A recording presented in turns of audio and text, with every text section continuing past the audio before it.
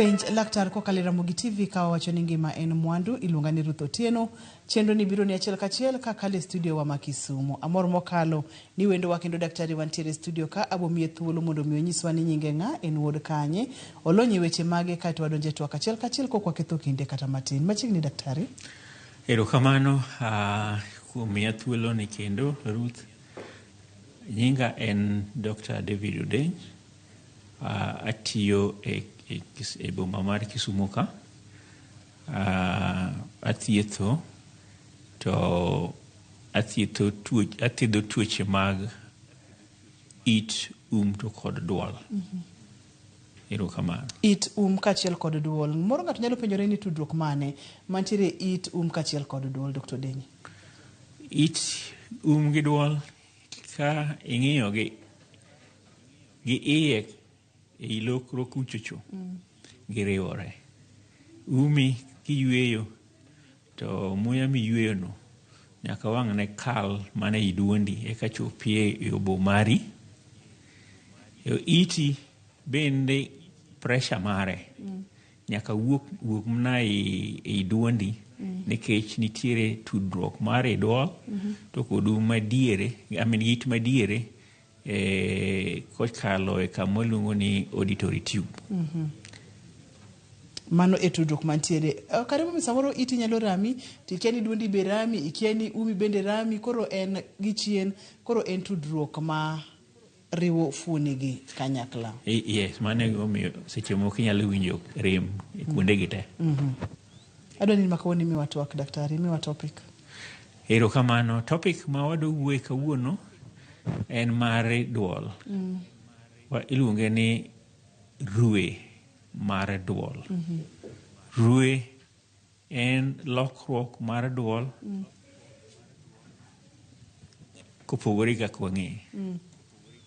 Erokamano ahinya. Kapok wang'iyo rue mar duol ma bende e thor wacho odiochieng' ma kawuono nyakwara Ramogi Ajwang' wadwa ni wang'i ane ni to kare duol en kama chal nade, en fuon machal nade, oting' ang'o gang'o kae to duol mapile kata duol moko rue chal nade. Aeto wadonje twak ma en rue mar duol ma bende daktari biro pimonwa ni ang'a timore kata ang'o manyalo kelo rue mar duol. Daktari wantiere ka mondo mi wang'i ane weche mag duol. Kang'eyo ka picha ni ogole maber kaka ni dware koso. Wang' wati gi picha ni kako bet ni to adwa chako gi picha matung' badwa kora chich kocha cha. Nitiere king'iyo kama wang' nitiere ibiro piny matin to umi nitiere kanyo to kineno kama range makwaro nitie en ochakore gi kodhi piny to kalo i tok duondi kanyo. Kodhi piny ineno gimoluongo ni epiglottis ni. Epiglottis ni mano. En kama koro chakruok mar lokro nitiere. Kidhi piny to kiduogo e picha machielo ni en ka ochal ka gima ing'iyo hoho mokuny piny to ing'iye gimalo ting'iye kodhi piny. Koro ka ni ma koro oluongo ni voice box moting'o tonde ariyo mantiere kanyo, mantiere ma kora chiji kora cham ma to kod ma to kapok gichopo kanyo e tok lep nitiere gimoro machalo ochalo kijiko omar e rangi. En miluongo ni epiglottis. Epiglottis ni ok ji janene ga ahinya. To jomo opoko nene seche moko jaringo kabiro irwa ni en gimoro madongo e duonde machalo pala tok lewe ka koro paro ni kansa moro bino owuok tiye duonde ka. To en gima ji tenigo. En mana ni nene mok yot. To kiwe kanyo kisebire kama tonde ariyo gi nitiere kama luongo ni vocal cords gi to kidhi piny ka ma kama koro kama muya kale ochakore kama waluongo ni windpipe ni en gi dho ngere iluongo ni trachea. Tije gin ariyo. En tich mar wuoyo to kod tich mar kama muya kale kadhi piny kadhi donjo e obo mari. Koro gik moko ariyogo gin gik malich mokalo manyaka giriwore kata kwawuoye e wach duol to wach yweyo be nyaka wang' ne wamul kinde ka kinde. Erokamano. Magiringo kanyakla wuoyo kaachiel kod muya makalo kadhi e oboyeni bende mana duto te kalo mana gi e duol. Chiemo bende kalo gi e duol, daktari? Chiemo kendo entiere gi yore modwa pogore. En gi e duol machielo to e tok duol ma kama iwuoyego nitiere. Ka e tok lokrone nitie gima waluongo ni esophagus. Kanye kama ka wang'iyo picha mokwongo cha en emobiro nyisowa duol kama chiemo kale malong'o. Tok lokro e kama chiemo kale. Ka chiemo kimuonyo chiemo gima waluongo ni epiglottis manie tok lepne en ochalo kaka en springboard ma kimuonyo chiemone to dhiro chiemo ok donjie i kama muya donjene. Koro chiemo kalo to biro e toke gi koni. To seche ma mano timore to tonde ariyo ma wacho ma iluongo ni vocal cords gi nyaka giriwre ti ma ok gimi chiemo donjie e yo ma ok onego donjie. Koro ka giriwre ti to epiglottis chande be springboard kalo chiemo to odhiro e esophagus. Koro esophagus kanye ma chiemo kale kadhi e iyi. Wadwa ng'iyo seche ma ng'ato golo duol makare, duol mok ng'ere, nikech en ng'eruok mar duol mane thor wacho odiochieng' ma kawuono. Duol makare luwo yore mipimonwa gi vocal cords gi mowuog koso operate nango daktari pimnwa kanyo matin. Erokamano kuom penjono.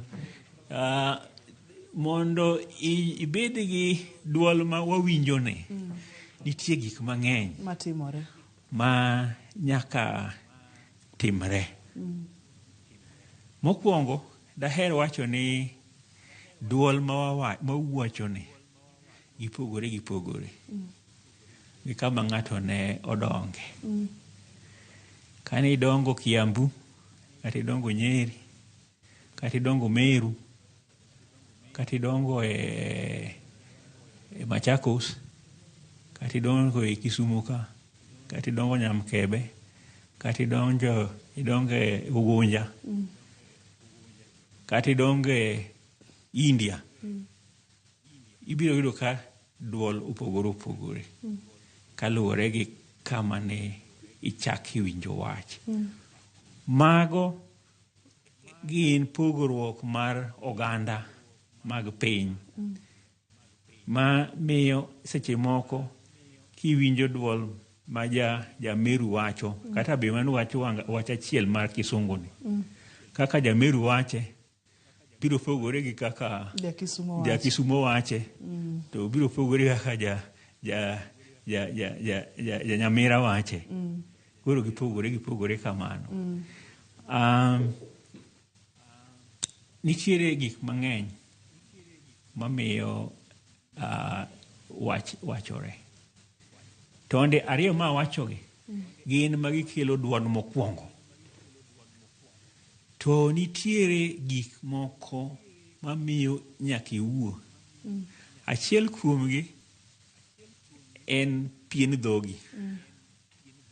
Nikech ka pien dhogi ok nyal tungun, ok nyal ndekni, to ok inyal golo duol malong'o. Mar ariyo en lewi. Lewi nyaka bed lep manyalo bende move. Mar adek en i dhogi ka. Mar ang'wen umi. Nikech kaka in Ruth kiwuoye tok dhoot cha to ka winjo duondi to kaneni nikech ang'e duondi abiro ng'e ni mano Ruth ma wuoyo.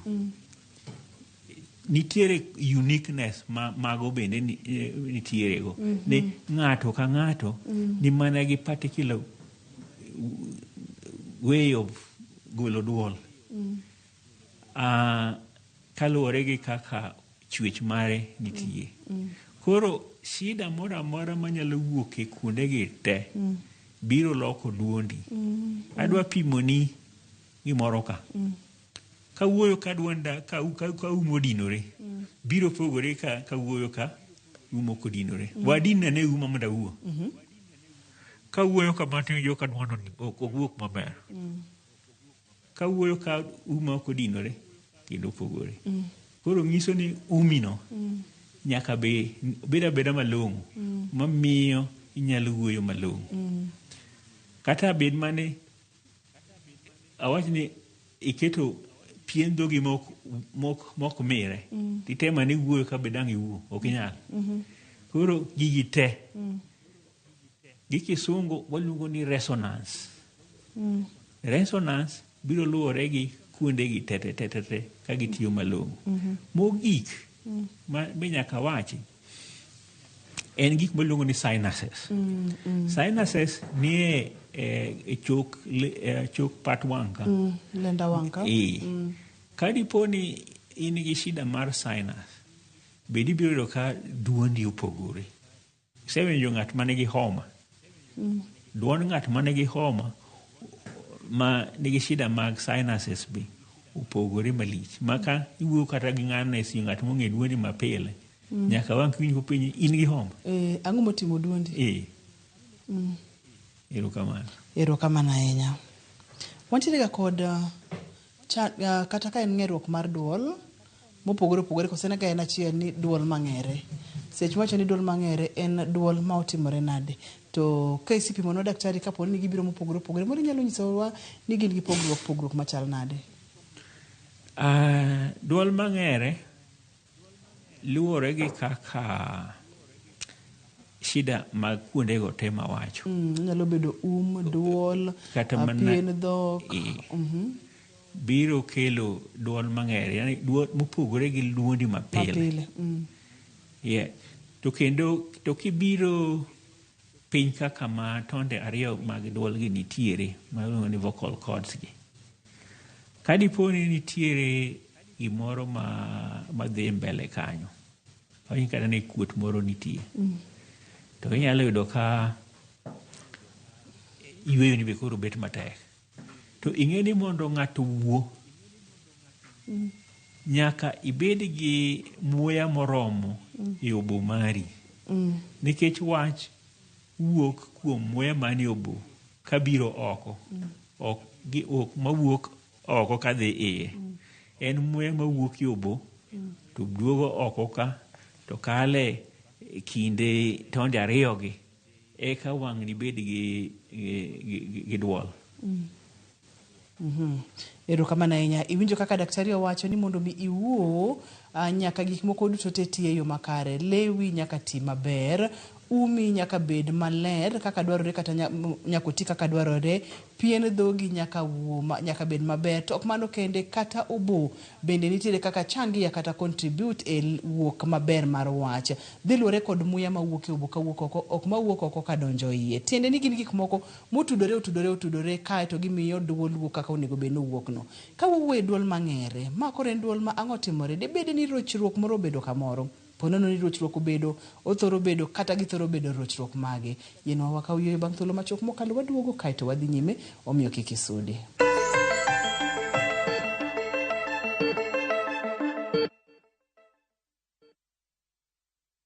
Love is a beautiful thing, and this February, View Sasa is all about love. Watch Boy Child Under Siege as Ochi and Linda get ready to eat a nicely prepared meal. Kuna mtu ameita zimamoto? Of course, Mr. Firefighter. But Linda's parents ruin the moment. In Love Bads, Annie and Farida fight over Jimmy's love and attention. So is this all about the movie? It's not. It's a dummy. or her. And in a brand new season of Monica, Monica's love for Mariga is unmatched, but her obsession over Bob is undisputed. Watch all these and more romantic stories only on Viusasa. I miss your touch.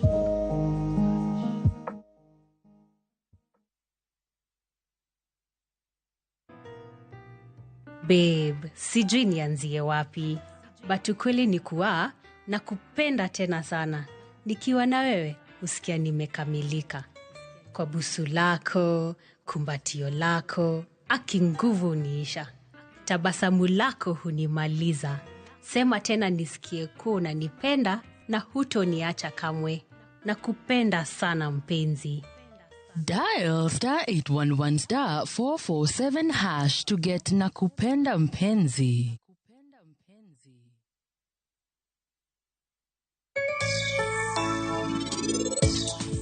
Ajatelo wacho ni minyalo miyo tich. Sama imiyo ji tich osakalo. Ka ok ti, ionge tich.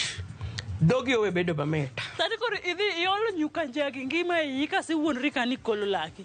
Nenego. Show me your friends and I am confirmed. Kinya thua gi kisungu ang'e maler. Dongi paro kata chon an mani dwaro ga osiep mane 1GB dine onge tan mani. Ai singo ng'ama dwaro osiep. Ai. Indulge in the moment. Every spoonful Delamere real fruit yogurt.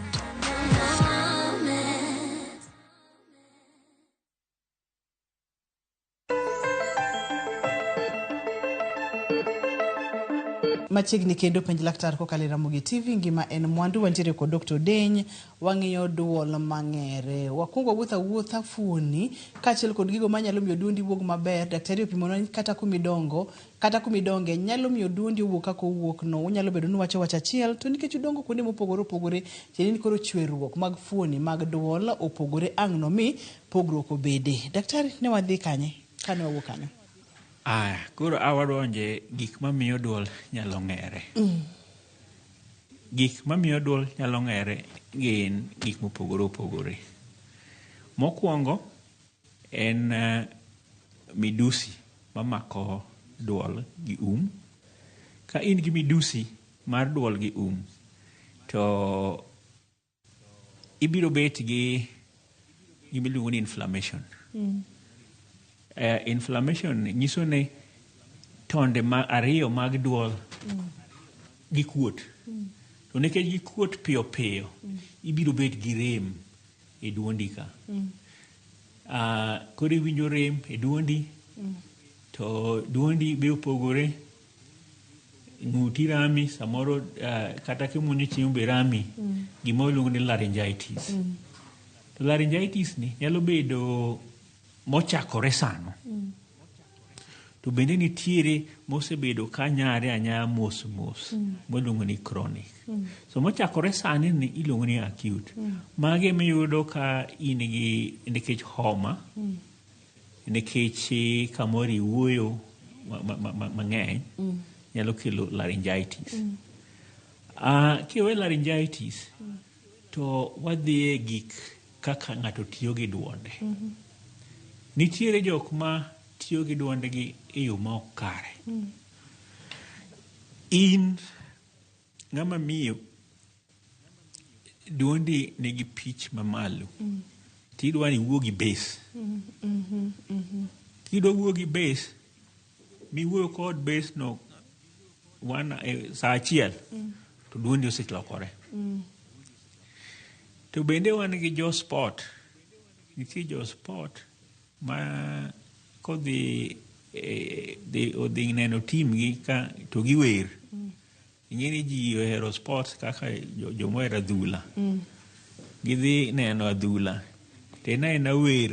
Manyaka nende. Dakika 90 igo e adhula ni. To giwer. Nyaka wang' gibed gi duol mang'ere. Nitiere joma nyaka ti gi duondgi. Moloyo ahinya kwang'iyo jopuonj. Jopuonj, moloyo to jopuonj mapuonjo classes madongo. Ing'ene jopuonj mapuonje e skundewa mag piny owacho gi jobedo gi classes madongo. Koro mondo mi ipuonji to nyaka wang' ni wuo matek. Nyaka iting' dundi malo. Mondo nyathi mane tum cha uwinji. Nyaka winji. Koro ka iwuoyo kuom dakika 40 ma ok ichung'. Kendo kia kanyo to chak idhi wuo kendo klas machielo. Thothgi wang' ne bed gi duol mang'ere. Nitiere research moro manotim Nairobi ka higni 4-5 mokalo. Nong'i jopuonj to kod joma tiyo skul no mok jopuonj. Noyudo ni atamalo 24 mag jopuonj ne gi duol marue gi duol mang'ere. To atamalo 4 kende mag jok matiyo skul ka mok jopuonj kende mane nitiere gi duol marue. Nyiso ni jopuonj nigi shida gin andaki mamalo mondo manyalo miyo giyud gibed gi duol marue ni. Kia kanyo to wan gi joma jower. Ibed jawer manie kwaya mar kanisa, ibed jawer mawer kata mae band. Kata ibed jawer mawer, nitiere dinde moko ma ji were to nitie kaka nyaka ilok duondi mondo eka ibed gi style mar lemo mar kanisa no. Gin bende gijobedo gi duol mang'ere. Joyalo. Joyalo, nitie joyalo mayale kanisa, nitie joyalo mayale crusade. To kiwinjo chieng' ma ka crusade dwa dhi kuom jumbe 2, to jayalo ni dwa yalo kuom jumbe 2 gi. Koa kanyo to nyaka wang' duonde chak rue. To wan kod jok ma waluongo ni public speakers. Gipogore. Gin bende ibiro ka gin gi shida mar duol marue ni. To kawe kar joma tiyo gi duondgi ni.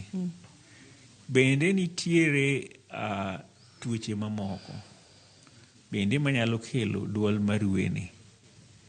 King'iyo jok manigi shida mag allergy.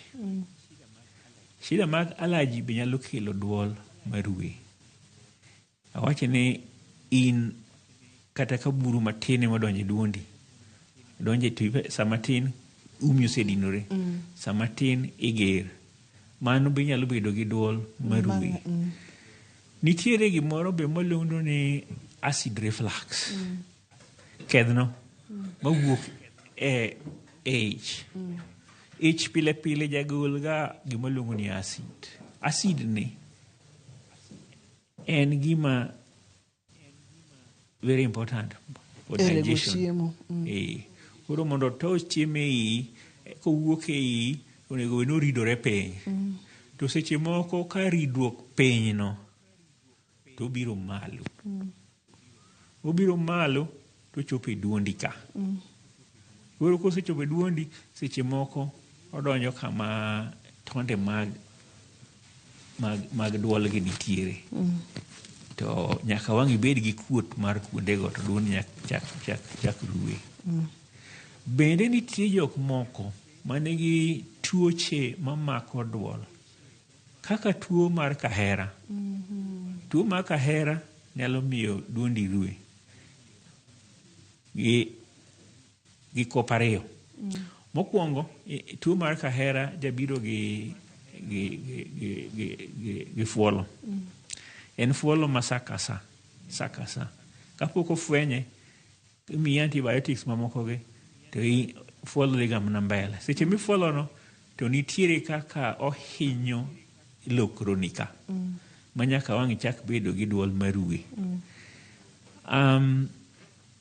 Nitiere gik moko be madonge e duol. Achiel kuomgi en kansa. Nyabedo gi kansa mar duol. Bende biro kelo rue mar duondi ni. Tadwa chaka donje e kidieny moro ka. Mari akena luongi gi dholuo nang'o, nervousness. Tuoche ok gin tuo. En ni bedo gi kihondko. In gi kihondko mang'eny. Ma sama tin to in gima tin osebuogi. Gik mabuogigo jabiro gi nerve problem. Kata ma gi stress. To stress ni biro hinyo duondi ka because of nervousness.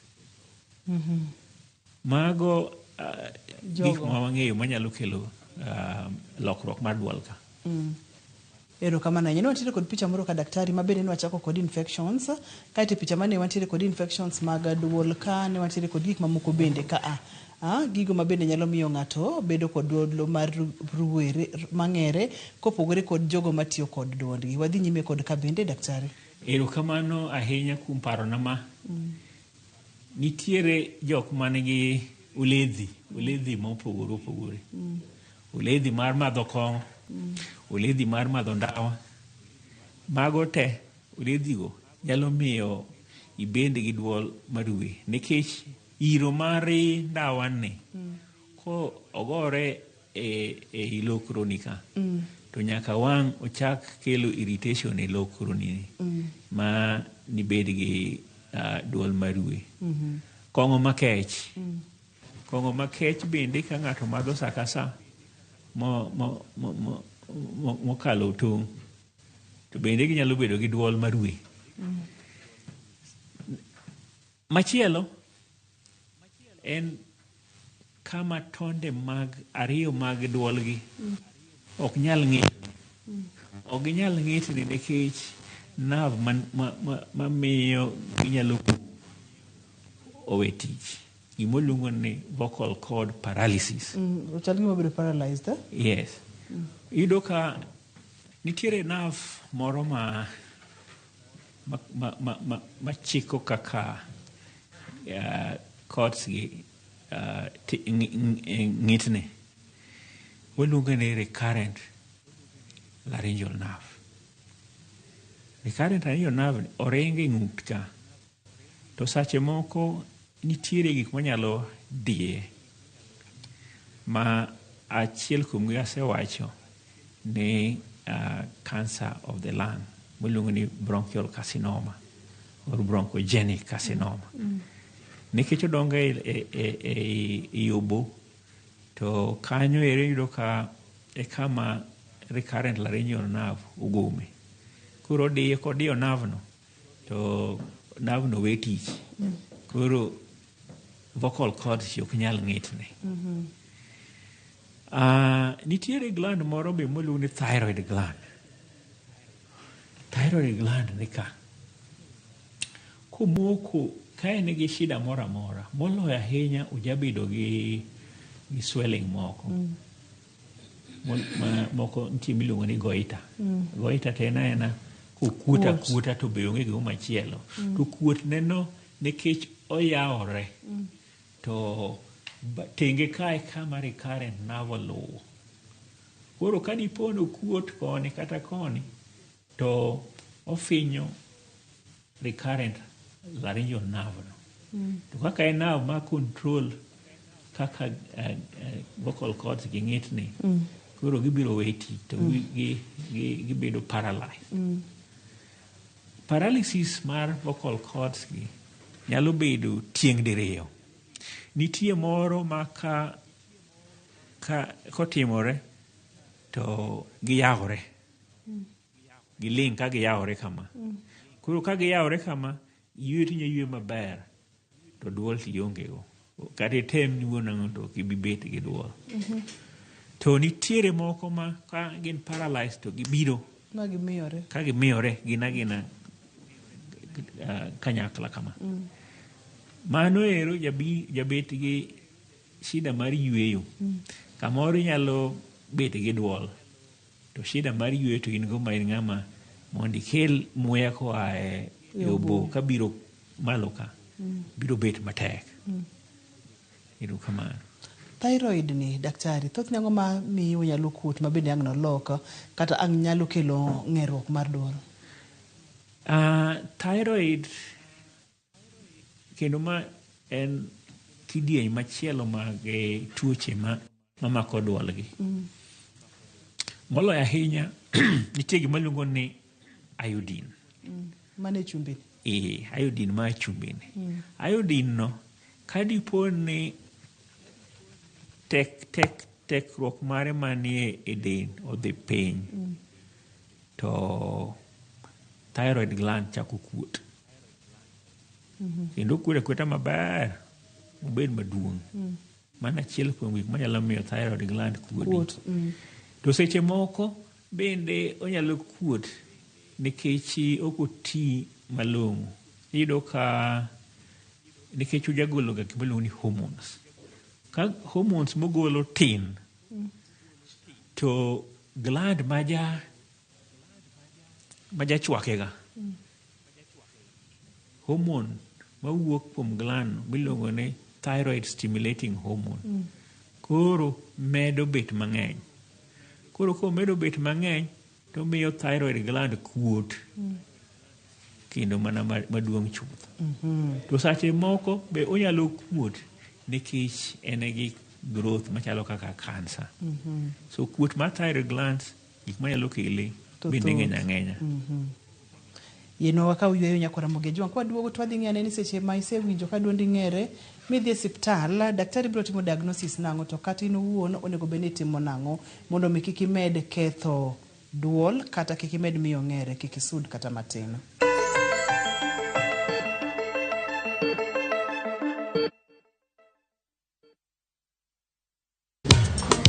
Ticha beach kocha kure saa ng'wen otieno nyaka saa auchiel. Lakini ni mixes maliet kabisa mag luo rumba, luo benga kaachiel koda jawa maliet. Kowuok e ondamo 107.1 FM kar chuny jaluo.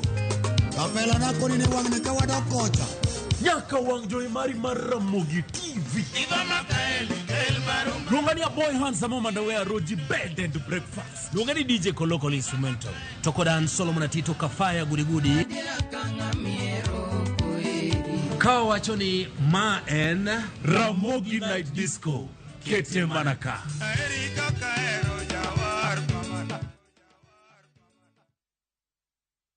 Planning the perfect Easter and April school holiday getaway? Make unforgettable family memories in Dubai in a View Travel. Starting from $1,451 per person sharing, enjoy 5-night stay with breakfast, Dubai Parks and Yas Island theme parks, Dubai Aquarium and Underwater Zoo, Kidzania, Global Village, Desert Safari and Abu Dhabi City Tour. And yes, your entry visa is sorted.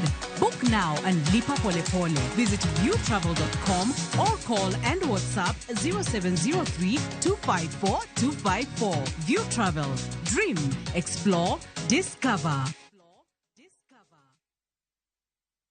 Nyakwa Ramogi, Kenya Eratiel. Raila has a space to say what Gima Jakom Dwawacho. The opposition, nothing like a Supreme Court. Oliet, Nyakwa Ramogi.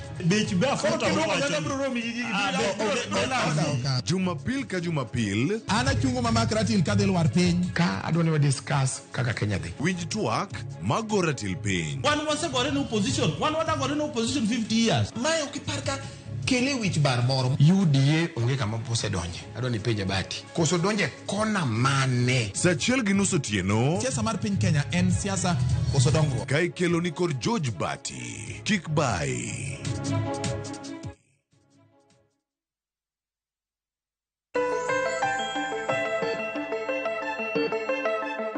Machiegni kendo penj laktar kokalo Ramogi TV ngima en mwandu. Daktari seche ma ng'ato osewinjo ka duonde ng'ere, ranyisi en duol mang'ere no koso tiere ranyisi mamoko. Kaito kobiro iri kaka laktar molonye weche mag it kachiel kod duol. Thothne timo diagnosis nang'o mondo mi ng'e ni magi ma chandruok manitiere. Erokamano. Ka ng'ato biro ni duonde ng'ere kata duonde rue.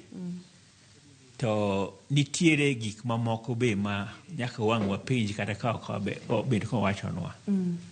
Wabiro penji ka be duondi no rami, to chakore karango rwe mar duondi ni to bi in gi shida mar yweyo to koso in gi shida mar kuot mora mora e ngutika ka nguti kuot koso in gi shida mar chiemo kichiemo tiwinjo ka chiemo kwamo ok lore yo mayot mano kwakawo history mar tuo kwa kanyo ondamo machielo en ni wadwa ng'iyo ne duondi ni to duondi ni wanyalo ng'iyo gi yore mopogore opogore. Achiel kuomgi en ni wang'iye gi tachwa, nitie taya moja kiti wiwa ka headlamp. Wadwa ng'iyo duondi gi oko ka. Nikech seche moko kaka awacho ni sauti ni luwore gik ma duondi. Kamoro opogore nikech tonsils ma duondi gi okuot.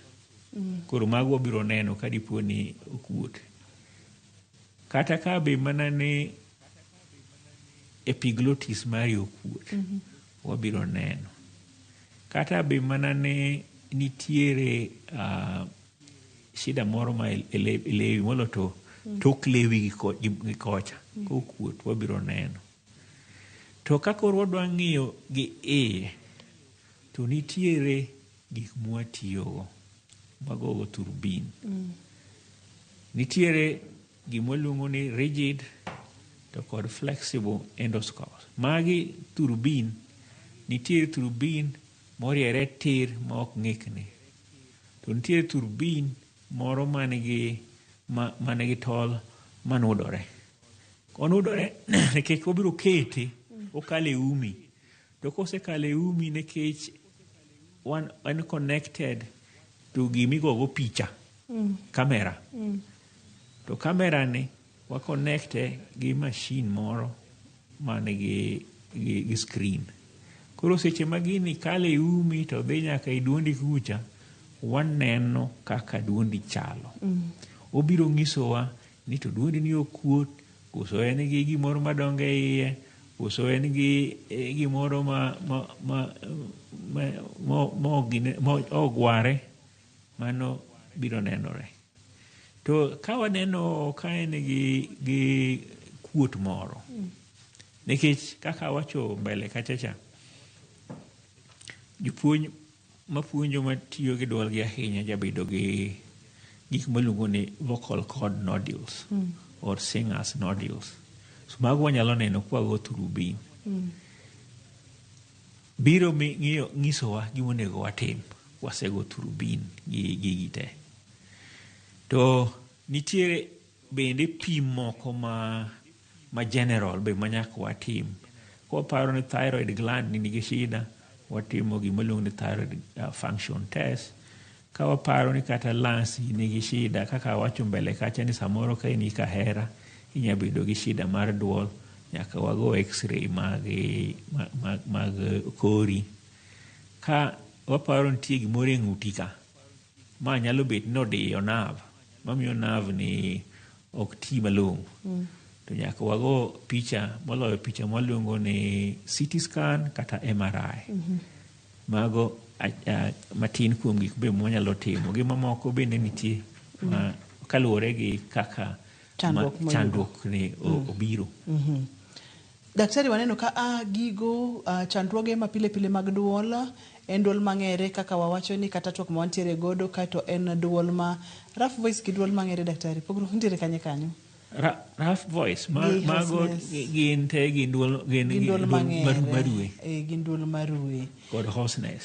Koro ka ng'ato osebiro mitimo nonro go duto te, kapono nitiere chandruok momiyo ne duol cha dhi ruo, ibo yudo gimomiyo kapono ni en kanyi mokuot, kapono ni infection kod weche makamano. Manyiso ni thieth bende koro biro dhi kod chandruok manitiere. Wamule weche mag thieth matin, daktari. Thieth mar duol marue ni kendo gipugre apuga kaluwore gi gik mawawachogi. Wawacho ni ai nigi laryngitis, kuot mar duol mobiro apoya nono. Gi tuoche ka. Gi tuoche machalo ka midusi mag duol gi. Mago gikawo ndalo matin to gichango.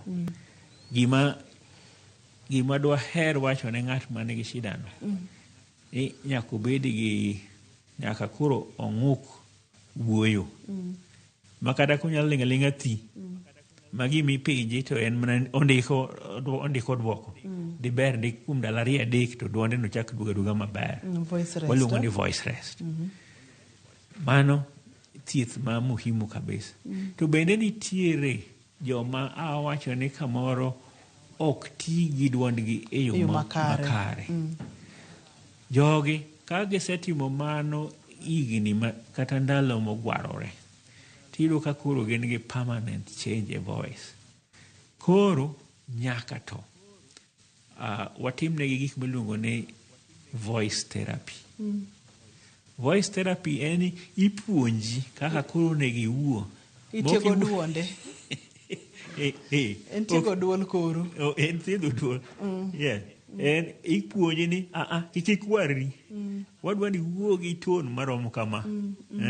Kata be mani ng'ato wang'o iyi. Duondi piny. Nyaka ibed gi duol man piny. Nitiere jok ma ka nigi stress bende duondgi chochni. Koro gin be ipuonjogi kaka ginyalo manage stress management. To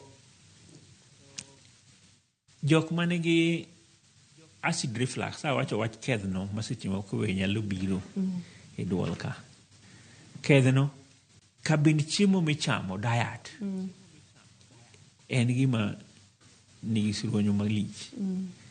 Nikech ka in gi kedhno masaka sa biro e duondi ka, nyiso ni acid mang'eny wuok e to biro ka. To siko wang'o. To wang'o lokro. Wang'o lokro to wang'o duol.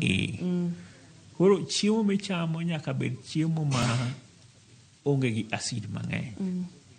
Ma acid mora mora nyaka iwe. So mago changes in diet. Kamidake ne nitiere kuonde moko ma ji wang'a yugi awiyaye. Nyaka wapuonj ji alwora magidakie ni wang'o yugi ni nitiere jok ma kiwang'o yugi to nyaka wang'ne ikelnegi shida mag wuoyo.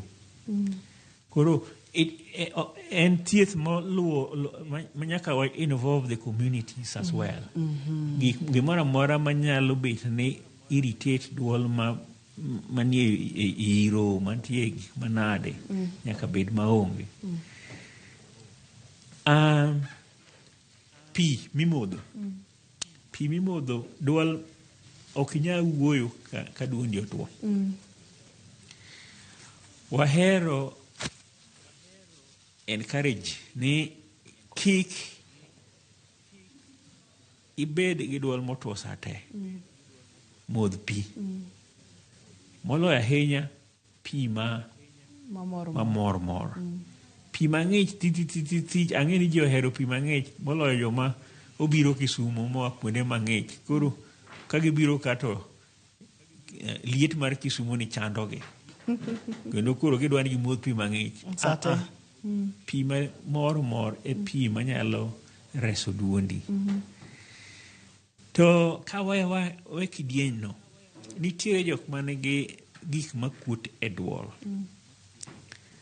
Nitie moko maluongo ni polyps, nitie moko maluongo ni cyst, nitie moko be maluongo ni nodules.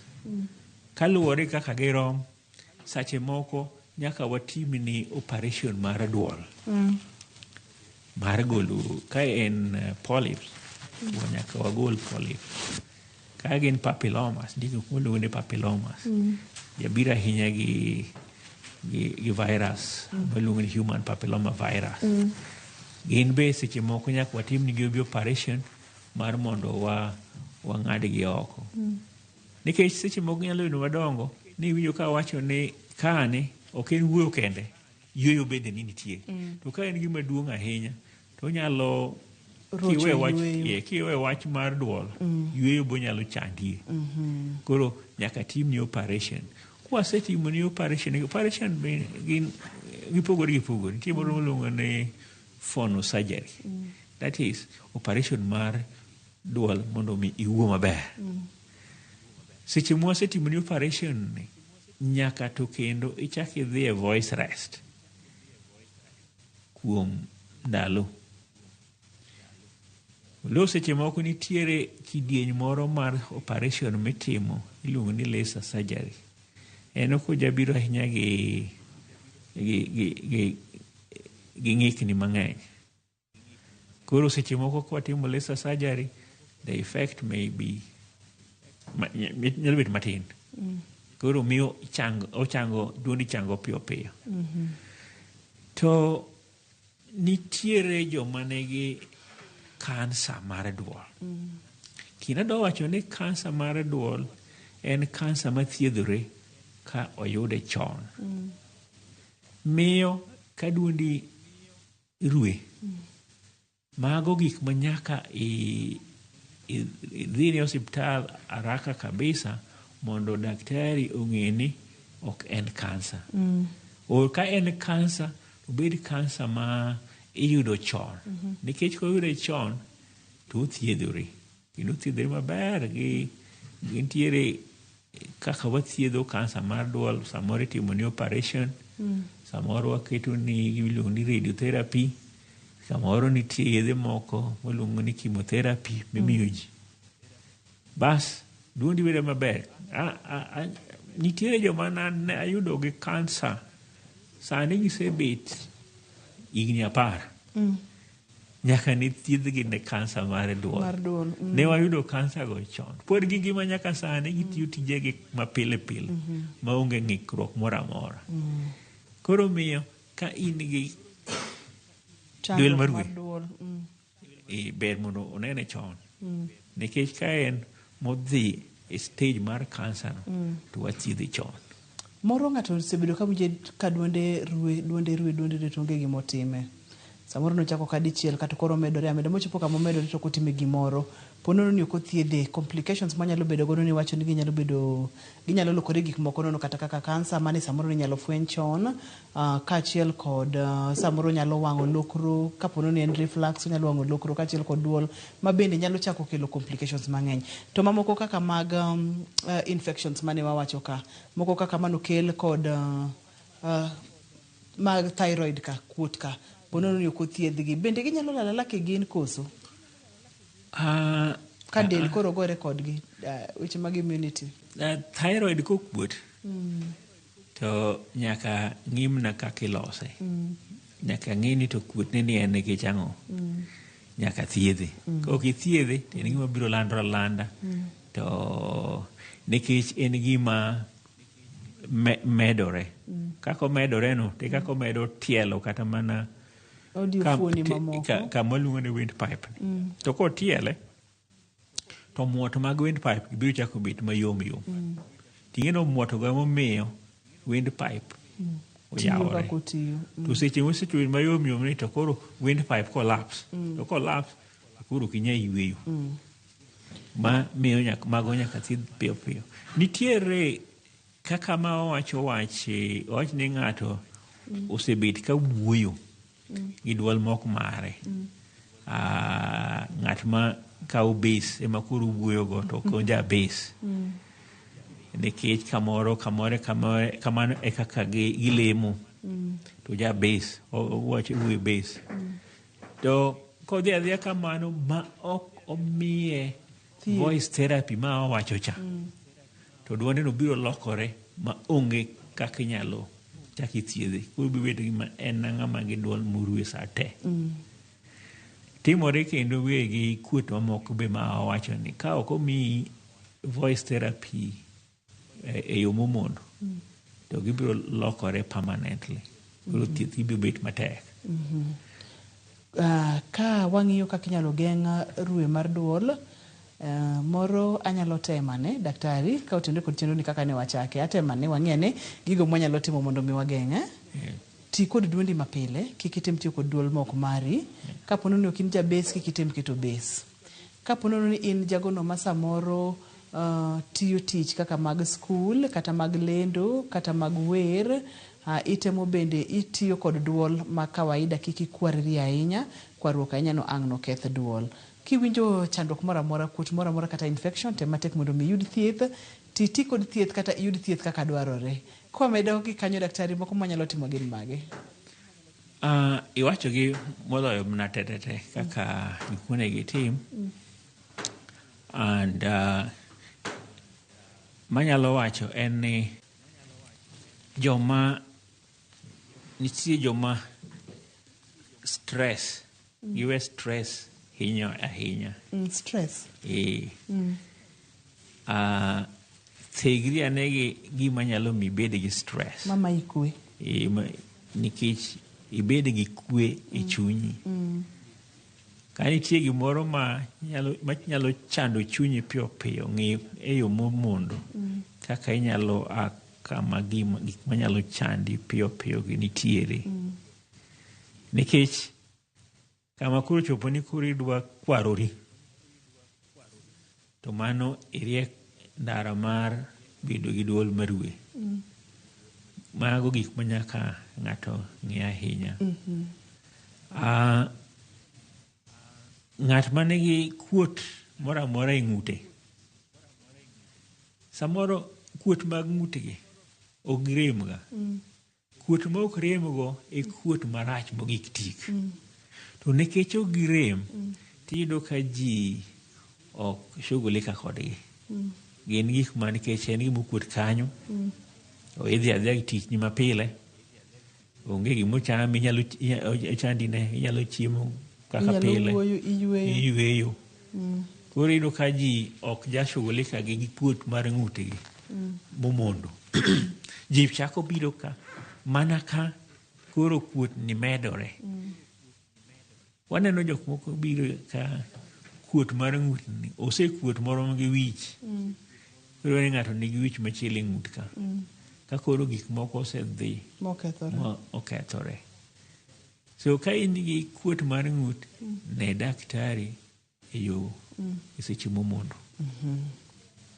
Amor kenda dukero kamano. Gima ber miwachonwa ka daktari ni wachikitwa ne dendwa. Gimoro amora mineno kok dhi maber, tem matek mondo miyud kony mapiyo piyo. Pono ni ng'ato nitiere kod chandruok moro mar duol kata weche ma wawuoye gi to dwano tudre kodi.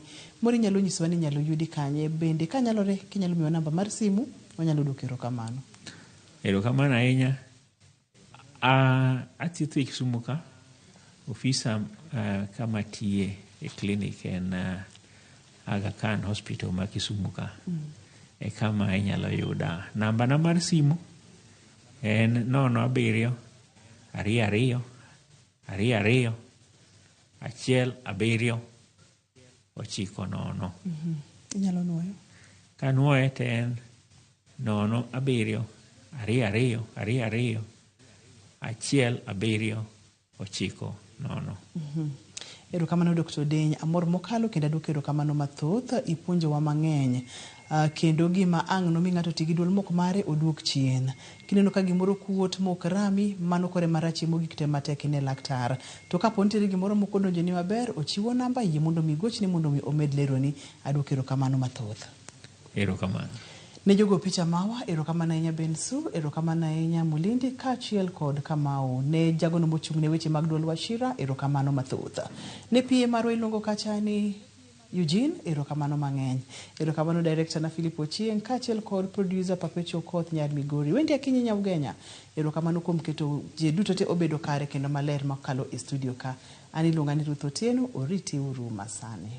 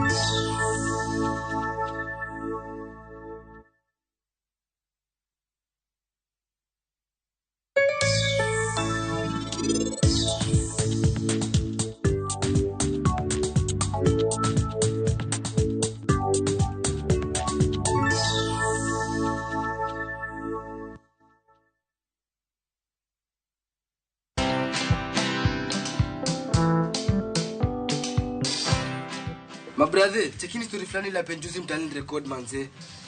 Lakini bro, kazi itakuwa tu ni kujaza simu na hizi mavida. Ai, kujinice tu kaka. Mwananchi gani huyo anarada medali ya pesa? Leta tenje ni kushovile tutaomoka. Citizen Digital wako na platform fulani kwa site yao inaitwa NHIF Reporting. Hapa unaweza tuma story yako kwa website yao ama kwa app yao ya Citizen Digital. Na kama hiyo process ni ngumu, unaweza tuma story kwa email yao, WhatsApp number ama uitumie kama SMS. Alafu gani napataje bro? After story yako imepublishiwa, hapo ndo una receive 1000 kwa simu yako. Bro, au umenichanua. Don't just witness the news, be part of breaking it. Download the Citizen Digital app and share your story with NHIF Reporting today. Citizen Digital.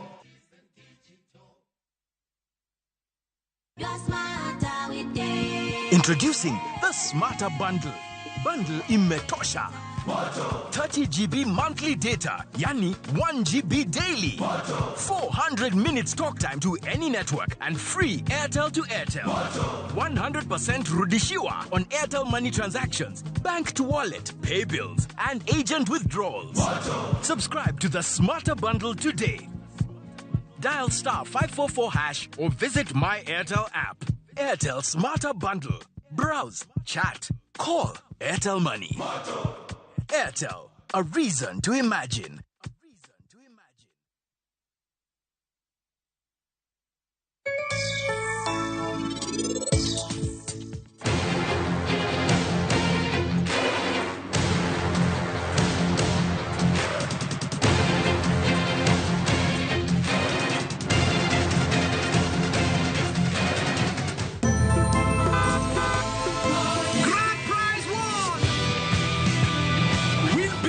WRC Safari Rally 2025. Revisha and feel the roar.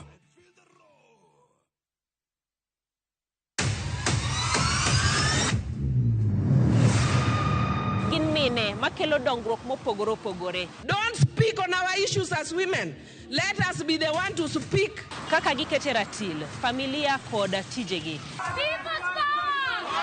People's power! Magitimo gisiso kod lony. As the woman representative of Homa Bay County, this nation is hungry and there is no question about it. Minegi nietelo. Gijiwo kendo gikelo lony mopogore opogore. Mentorship en gimoro ma important kabisa. Mano konyo ji kendo miyo ji bet gi positive attitude. Gimiyo lony margi kanyakla kod yudo duoko ne chandruoge duto magikale. We want leaders to be fair to the nation. To emine wacho sigand miyo kamiyo ogen. Mine wacho ngeso ka ngeso kod jailieta.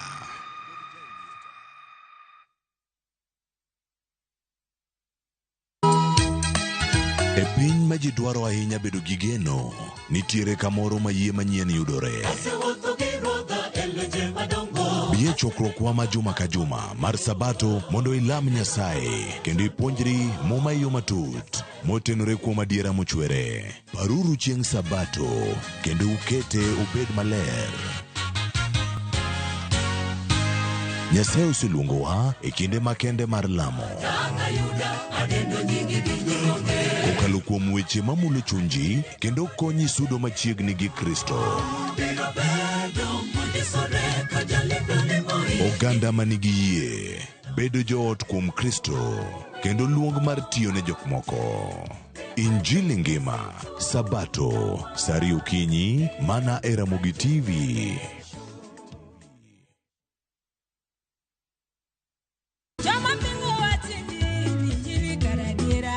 Kar chakruok, wach ne nitie.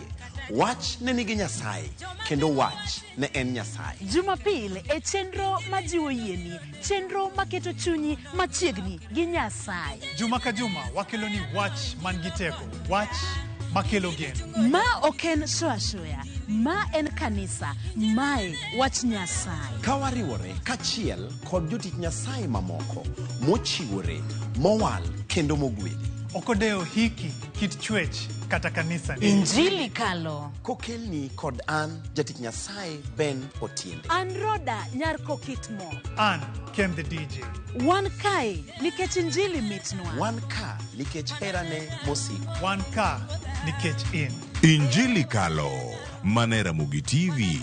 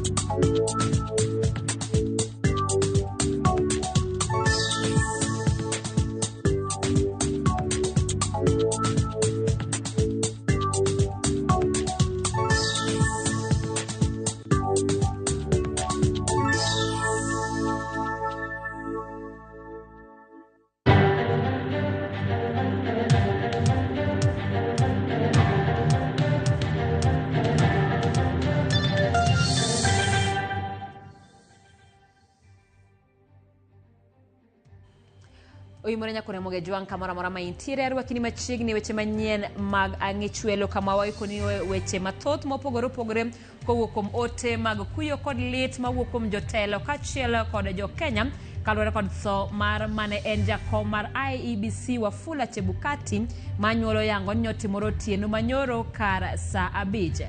Bende weche mag okumba manyien mar SHA pod medo yudo paro mopogore opogore kaluwore koda rochni kata chochni mantiere ute thieth mapacho kaka koro kanisa mar jokopere nyedhore oko mar yuago kaka sirikal okosebedo ka keto maino mare eneno ni chenro makamano odhi nyime e yo makare. Nyakora mogi warangane moko kuom weche mabende wamiyo pek.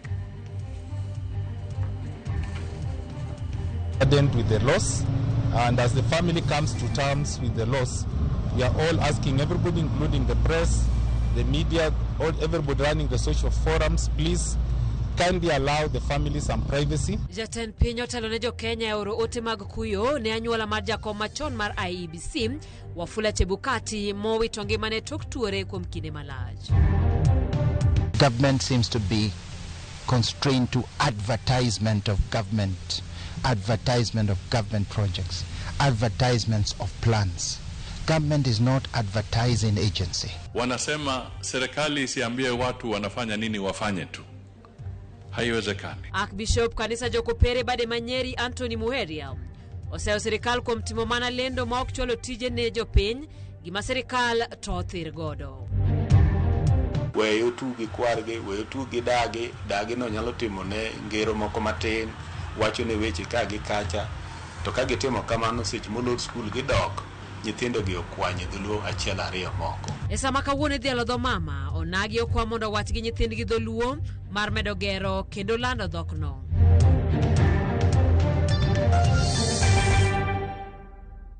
Bende kawuono kaka odiochieng' mar dhialo dho mama adwani mondo mi oro te machuoke na mama naria de kauchiel nono kata mane mbui magwa mag oganda achiel kachiel mbui mar Facebook, YouTube kachiel koda Instagram koda X kotenore koda dholuo kata wach mora mora ming'eyo gi dholuo kendo adiro ni mondo ng'ato wachane ni thiring'inyi onyisango kata thiring'inyi en ang'o gi kizungu. Ka kamano nyakora mogi machiegni nyinga Simfros Okinda jaloko marwa en Elizabeth Otieno. Kawachako eri jatend piny William Ruto telo ne oganda jo Kenya e yuago jakom machon mar duol mochung' ne yiero IEBC Wafula Chebukati e kinde ma anyuola mare oyango tho mare.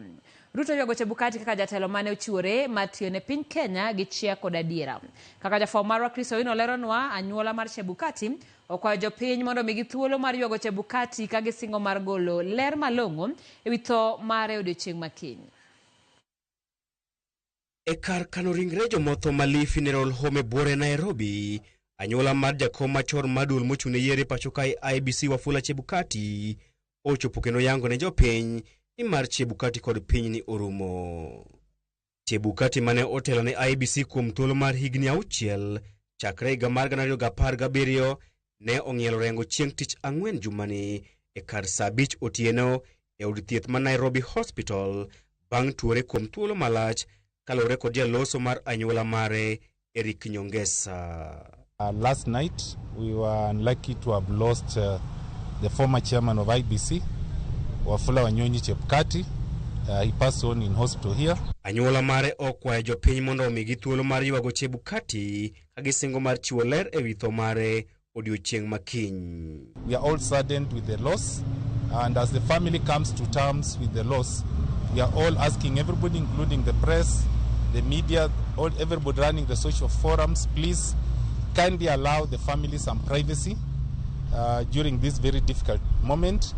We'll be able to issue a formal communication hopefully by tomorrow after the family has had a meeting. Kata odoko ni Chebukati osebedo ka tuore kuom thuolo malach, anyuola mare okochiwo ler ewi tho mare agisingo mar kawo chung' margi ewi paro matimone ringre mare bero e romo margi odiochieng' makawuono. He had been unwell and he was in hospital.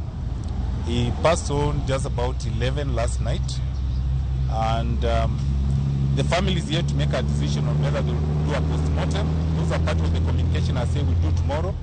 So once the family has made a decision on whether they want to undertake a post-mortem, and once the family has also had time to talk to the doctors then we'll be able to explain to the nation what may have caused his death. E dalagi e county ma Trans Nzoia, lit kod kuyo okwako anyuola margi kod jopiny mane pare ka jal manen kod lek mar loko ngima jopiny. Kwa masikitiko makubwa tumesikia habari zake kwamba ametuacha, na kwa hayo yote sisi hatuna la kuweza kusema, maana wakati kama imefika kusikia kwake kwamba ni mgonjwa, tumeshasikia yeye anagonjeka, lakini imefika wakati Mungu amemchukua. Embui mar tudruok mare mar X, Jatend Piny William Ruto otelo ne oganda jo Kenya kuom ywago Wafula Chebukati. Ruto oywago Wafula Chebukati ka jatelo mane ochiwore mar tiyo ne piny Kenya gi chia kod adier. Ruto wacho ni tho mar Wafula Chebukati en lal maduong' ne piny Kenya. Jatend piny machon Uhuru Kenyatta bende oywago Wafula Chebukati kendo puoye kuom bedo siro motegno e chenro mag kelo lokruok e weche mag yiero mapacho kae. E korka kore, spika mar od bura Moses Wetangula oywago Wafula Chebukati ka jakedo ne ratich oganda mane ochiwore mar bero thuolo mar demokrasia pacho kae. Jatelo machielo mane oywago Wafula Chebukati en ogai machon mar doho David Maraga. Chris Owino, Ramogi TV. Kapod wantiere tho mar Chebukati en ni mane en jakom maduol matayo pacho ka IEBC Wafula Chebukati onindo. Chebukati owito ngimane e osiptal ma Nairobi bang' tuore kuom thuolo malach. Wafula Chebukati nobedo jakom mar IEBC e kind higa mar 2017 gi 2023 kendo telo ne yiero mane jatend piny machon Uhuru Kenyatta gi jatend piny masani William Ruto noyudi e telo.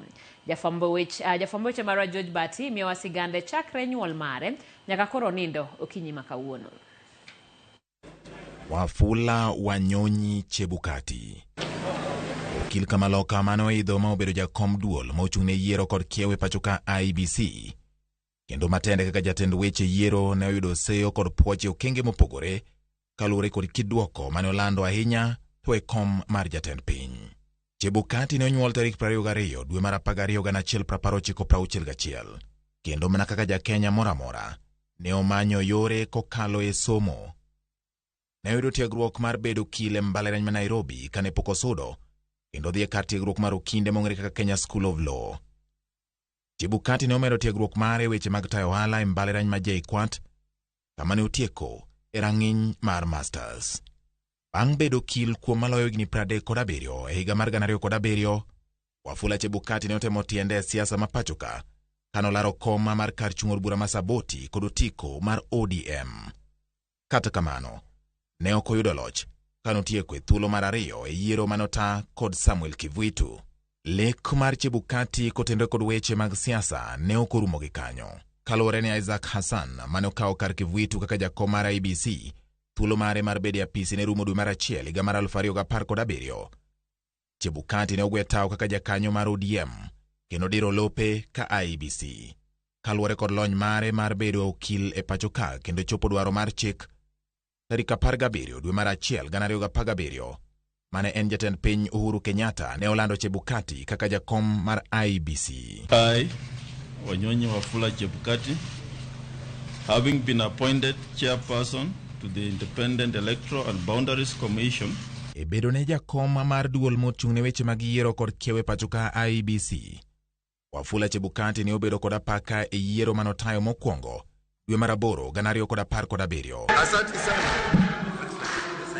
E kinde mado e bwotend David Maraga ne okiro oko yierono kagikoni ne okolu kode ling'any duto mag chike kaka dwarore. Okang' makama ne omiyo jomoko kuong'o Chebukati mana kaka gweno kuong'o tenga ma ondhiyo nyathine, kama moko bende ne opake kaka jatelo majachir. Chebukati noduogo tayo yiero manonuo dwe mar 10 2017 kaluwore kod ng'eto mar doho. Yiero mane kweth mar Raila Odinga kod riwruok mar NASA ne ong'anyone. we all agreed that the law is very clear. There will be one agent for a political party or candidate at the polling station. Kata obiro ni noyudo seyo kendo moko kuom josiasa ne otemo dhiro mondo ogwe tao. Chebukati nogo nyon kendo dhi nyime mako lemono nyaka yiero mag 2022. Motelo ni yiero mag 2022, Chebukati nochako yudore kama tek e kinde kelo mwandu mag yiero e pacho ka, kanodok ne jopiny Venezuela kamoting'o Jose Carmago Castellanos, mane itudo kod chano chocho yiero mag 2022. Bang' kampen manotwere e kind Raila Odinga kod William Ruto, kendo bang' jo Kenya luto ombulu. Tarik 15 dwe mar aboro 2022, Chebukati nolando mane en jalup jatend piny e kindeno William Ruto kaka jaloch. I, Wafula Chebukati, Chairperson of the Independent Electoral and Boundaries Commission, hereby declares that Ruto William Samoei ombulu no ne okelo pogruok e kind jokanyo mag IEBC ka Chebukati nodong' kod jokanyo ariyo kod en wuon kama moko 4 kotelne kod Juliana Cherera to ne other kod lendo makamano. Chebukati kata kamano ne omedo mako chung' ni lendo mare ne oluwore kod chik, kata obedo ni kweth mare ne nok kendo dhi ataro kod dwaro mar chik madwaro ni duoko mar ombuch jatend piny osir kod jokanyo mathoth mag duol mar IEBC. So what is majority in 7 commissioners? What is the majority number in mathematics of 7 commissioners? What is the majority number? Majority number? Yes. Of 7? Of 7, yes. Maybe 4. It can be maybe yeah, I think 4. Bang' bedo jakom mar IEBC kum thuolo mar higni 6 kaka chik dwaro, thuolo mar Chebukati e bedo apisi kaka jakom mar IEBC ne orumo tarik 17 dwe mar 1 2023. Bang' wuok e apisi ma weche nochako wuok kalieko ni Chebukati ne obedo kod midekre manomiyo lal e wang' jopiny. George Bati, Ramogi TV. Kopogore gi mano ni jatend piny William Ruto medo biwo seyo ne Uganda kaachiel gi jotelo mosebedo ka seyo chenro mage mag dongo piny Kenya. Kolose nyasi mar ik mar jaduong' Kingi Marwa ma en wuon spika mar od bura mar Senate Amason Kingi e gwenge ma Magarini e kaunti ma Kilifi, jatend piny wacho ni pod obiro dhi nyime gi chwalo dongruoge mage kendo neno ni Uganda ma pacho kae oyudo pok maromre. Sharon Ong'ao nigi mathoth. Koloso e kinde kopo mogik mar jaduong' Kingi Marwa, jatend piny William Ruto onyiero Uganda mosebedo ka seyo sing'o mage, komedo ni pod obiro medo chwalo dongruoge mar neno ni Uganda ma pacho ka oyudo pok maromre. Najua na tunawaomba msamaha wale wanapandwa na hasira, wengine wanapandwa na hamaki kwa sababu eti tumetangaza ya kwamba tutajenga barabara kilomita 750. I am committed, I am unapologetic about making sure that there is equity in the Republic of Kenya. Kaluwore gi seyo mosebedo koyudo mar donga piny, mano ne komone mar singo ne jodak ma Kilifi gedo maga piny manyien odiochieng' ma kawuono. Nilikuja tukaanza na nyinyi barabara pale Mabrui, Sabaki River hapo. Na tukasema hiyo barabara iende Bomani, iende Magarini, iende Marafa. Nasikia sasa imefika Sosoni. Mimi nataka niwahakikishie, ilikuwa ni mpango yetu kwamba hiyo barabara isikwame Sosoni. Hiyo barabara ifike kwa daraja pale Baricho.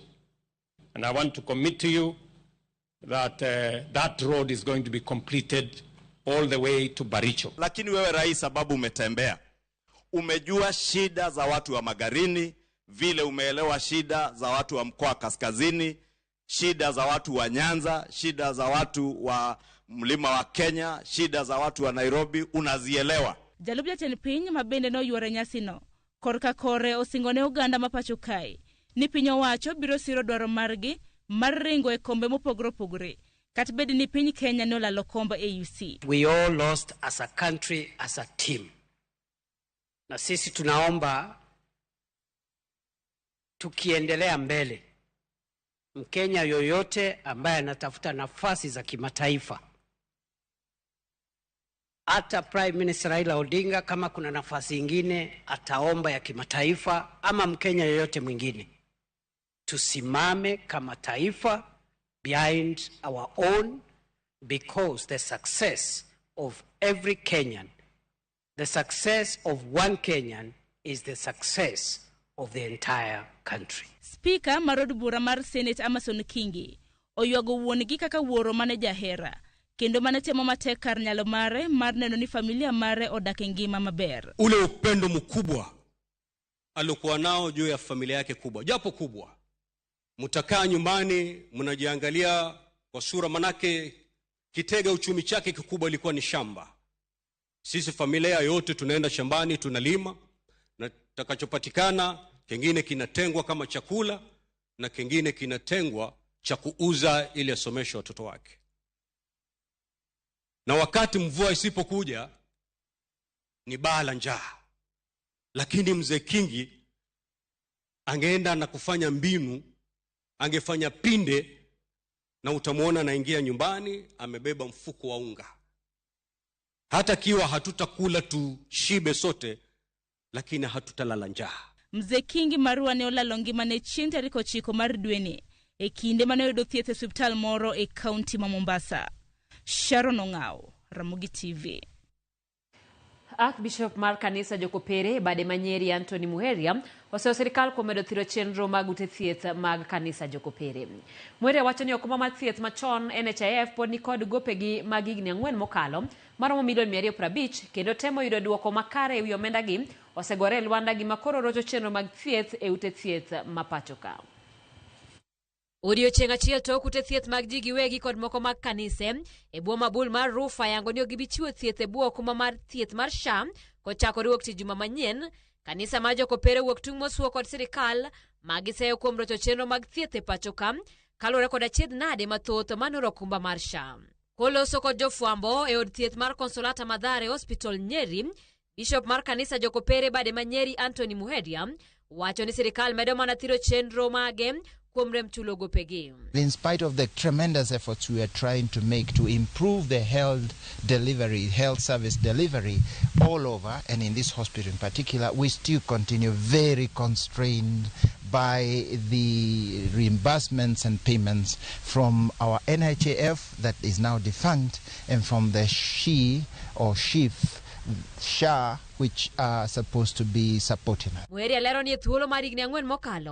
Sirikal ni kod gope gi maromo shillings $250 gope makata gitem bandho tok migi. We try, we cry, we appeal, we plead, but we seem to receive just very uncommittal responses. Sometimes they say that we are complaining too much, or that we exaggerate in their illnesses. So these are serious appeal that whatever system that we want to adopt, but the system must be efficient and must work. The efficient for the patient, efficient for the hospital. Muheria kwanyo sirikal gigero kokwero giwe bedo jolendo to gikaw tijgi kaka sirikal makare kendo tine jopiny kaka dwarore. Government seems to be constrained to advertisement of government projects, advertisements of plans. Government is not advertising agency. It is an agency that implements actions. That's what we want to see. So let's learn government that follows rules, systems and bills, not government that has put all its machinery to advertisement. It was called governtisement. We have to move from governtisement to government. Wach momoro ejo sirikal momiyo gikwanyo Muheria lep kagiseye kuom muondo jopiny. The constitution that we pass says the centrality of this constitution are the people of Kenya. They must know, they must participate in everything we do. So as a government, you have a duty to continue broadcasting whatever we do to all Kenyans to know. Kuna viongozi wengine hata wanatumia nafasi zao kwa jukwaa la kanisa, wanasema serikali isiambie watu wanafanya nini wafanye tu. Haiwezekani. Kulingana na katiba ni lazima tuwe na public participation, tueleze, kwa sababu huenda tukisema tu serikali ifanye, labda watafanya kitu ambacho kitakera wananchi na wananchi watasema that is dictatorship. Kwa hivyo kuita serikali kama advertising agency ni kupotosha wananchi. Magi timore kinde ma thieth e bwo okuma mar sham to medo mana digni ka thoth ute thieth koro buono mar wechiwo chenro mag-gi ne jopiny. Kawadhi nyime ni joneno mag yiero matie bwo riwruok mar European Union kata EU ochiwo ayanga lipot margi ewi moko kuom paro ma piny Kenya owinjore okete tim tok yiero ma higa mar 2022 kod ikruok mar piny Kenya ne yiero mabiro. Kaka jafwambo marwa Nyakidi lero, lipodno yango ni nok mar omenda en achiel kuom gigo mathiro ahinya chenro mag IEBC moloyo to chiwo puonj ewi weche mag yiero kod telo. Tok yiero maduong' ma higa 2022, joneno mag yiero ma e bwo riwruok mar European Union notimo nonro kendo twak gi jokanyo e sectors mopogore opogore kama bang'e ne gichiwo pachgi ewi moko kuom lokruok ma piny Kenya owinjore tim ma bedo gi yiero makare. E kinde mane gitwak gi jofwambo e magawa moro bore Nairobi, jonenogo kotelnegi kod jakom Ivan Stefanek owacho ni gino mowinjore mipek ahinya en yiero jakom maduol mar IEBC kachiel kod commissioners. Priority of the recommendations is to appoint chairperson of IEBC. That's the key institution in this process, and currently we recognize that other processes depend on the appointment of people who should lead these institutions. Giyango bende ni ohinga maduong' mathiro yiero mag piny Kenya en omenda michwalo modeko ne duol mar IEBC. Gino mamono duol notayo chenro mage kaka owinjore ahinya to chiwo puonj ne oganda ewi yore mag goyo ombulu kod telo makare. I think this is funding, proper funding of independent institutions, and also securing that those institutions will do their job. We know that the courts have given the possibility now to the Independent Election Commission, when the Commission is elected, to regulate aspects of campaign finance. And there are also amendment bills before the National Assembly in relation to that. So that's something we're following closely, and it was a key recommendation. Ndikruok mar oganda mar yudo thuolo mar goyo ombulu ahinya to rawere. Bende en achiel kuom gigo ma giwacho ni piny owacho nyaka rangi kendo nyaka keto kenge mag neno ni rawere oyudo pande mekgi e kinde mowinjore. Young Kenyans have not attended voters elections because simply they have not received IDs, or for example they have not picked up the IDs at the relevant institutions. I hope that there is common understanding that this is also a very important issue to be solved.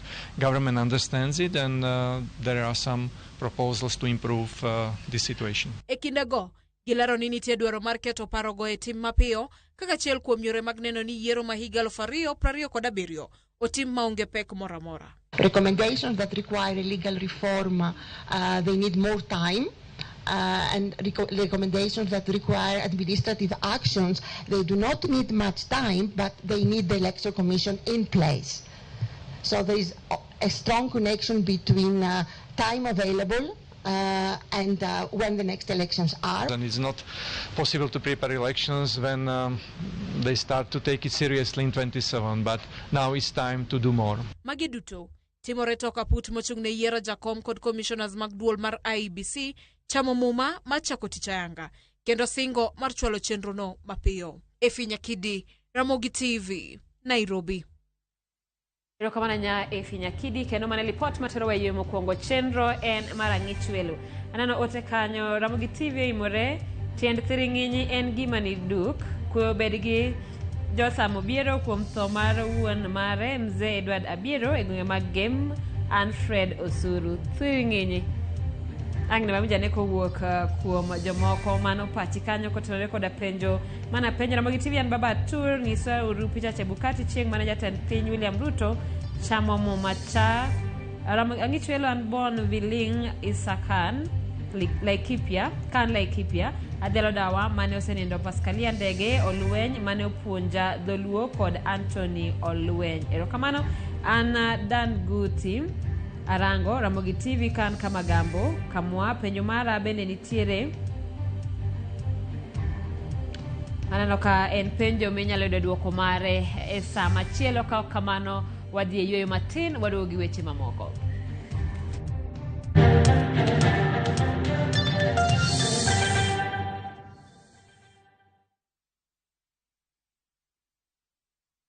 Love Love is a beautiful thing, and this February, View Sasa is all about love. Watch Boy Child Under Siege as Ochi and Linda get ready to eat a nicely prepared meal. Kuna mtu ameita zimamoto? Of course, Mr. Firefighter. But Linda's parents ruin the moment. In Love Bads, Annie and Farida fight over Jimmy's love and attention. So is this all about the movie? It's not. It's either me or her. And in a brand new season of Monica, Monica's love for Mariga is unmatched, but her obsession over Bob is undisputed. Watch all these and more romantic stories only on Viusasa. I miss your touch.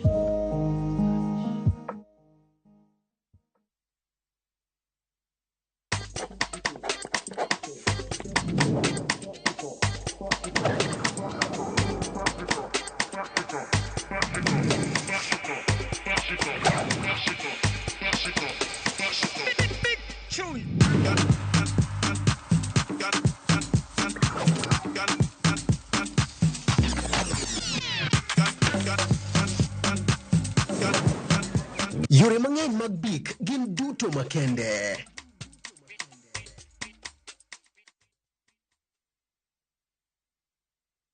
Join us for an unforgettable journey to the world's largest trade fair, the Canton Fair in Guangzhou, China, from 15th to 27th April. Explore thousands of products, meet global suppliers, and experience China's rich culture. Enjoy guided tours, shopping, and local experiences, all while discovering new business opportunities. Enjoy this and more in 9 nights and 10 days, starting from $2,450 per person sharing. Visit viewtravel.com or call and WhatsApp 0703-254-254. View Travel. Dream, explore, discover.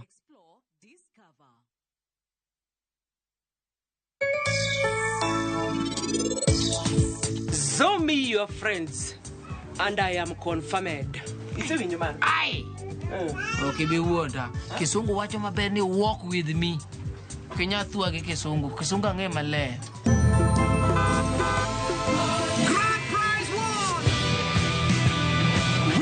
With the WRC Safari Rally 2025, Revisha and feel the roar. Nyakwa Ramogi, Kenya Eratiel. Raila has a space to say what Gima Jakom Duawacho. The opposition, nothing like a Supreme Court. Oliet Nyakwa Ramogi. Jumapil ka Jumapil. Ana chungo mama kratil kadel war piny. Ka adwani wa discuss kaka Kenya de. Winj tuak magoratil piny. One was a gotten opposition. One was a gotten opposition 50 years. My okiparka kele wich bar moro. UDA onge kama pose donje. Adwani penje bati. Koso donje kona mane. Sachiel gi nusu tieno. Siasa mar piny Kenya en siasa koso dongruok. Kai kelo ni kod George Bati. Kik bai.